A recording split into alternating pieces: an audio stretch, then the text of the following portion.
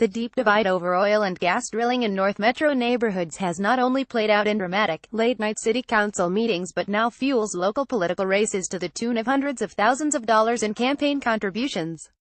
According to filings made with the clerks in Greeley, Broomfield, Thornton, Aurora and Loveland late Friday, the pro-oil and gas organization Vital for Colorado has given $328,000 to local campaign committees to help get business-friendly candidates elected Tuesday.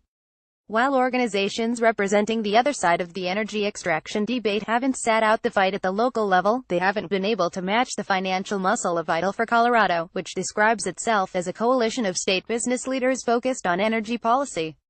Still, they've poured close to $40,000 into council races in Broomfield, where oil and gas drilling has been a red-hot topic of late.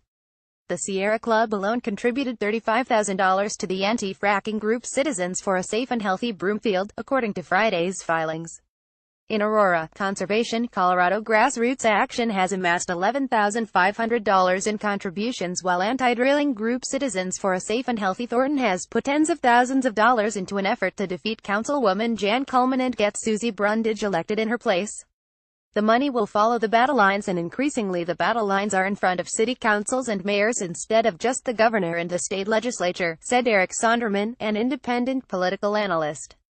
It's no secret that the oil and gas industry has been active in trying to shape public opinion and influence campaigns and ballot initiatives. In July, the Denver Post calculated that the industry had spent more than $80 million over the past 4 years to influence elections and policy in the state. Vital for Colorado's chair and CEO, Peter Moore, said local races in recent years have turned nasty, targeted by anti-business groups with illegal ballot measures, recalls and other divisive political tactics. Pro-business candidates and pro-business citizens are up against the local chapters of Sierra Club, League of Conservation Voters, Indivisible and other national activist groups, Moore said.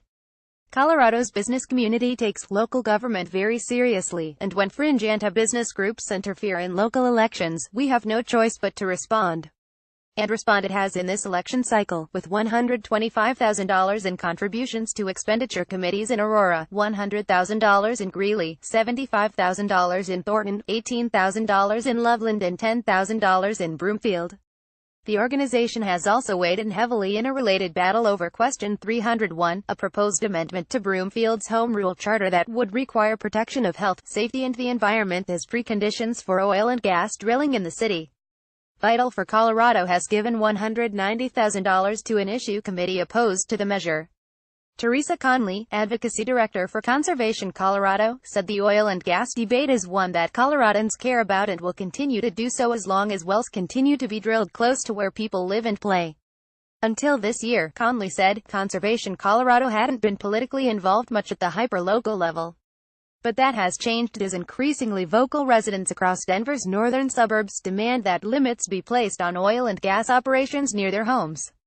As you're seeing oil and gas moving toward developed communities, it's becoming more of a pressure point, she said.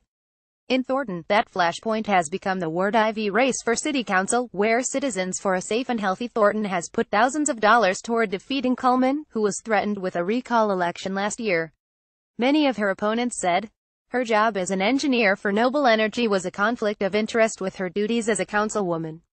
Coleman said attack ads against her during this election campaign have been hurtful. They are very personal, she said. The downside is that qualified people from any walk of life want to run for office. Brundage, a social worker who has lived in Thornton most of her life, differentiates herself from Coleman on the energy issue by saying she would have voted for the tough oil and gas regulations the city recently passed that her opponent voted against. But, like her opponent, Brundage isn't a fan of all the cash flooding into local elections. It should be a people-powered campaign, she said.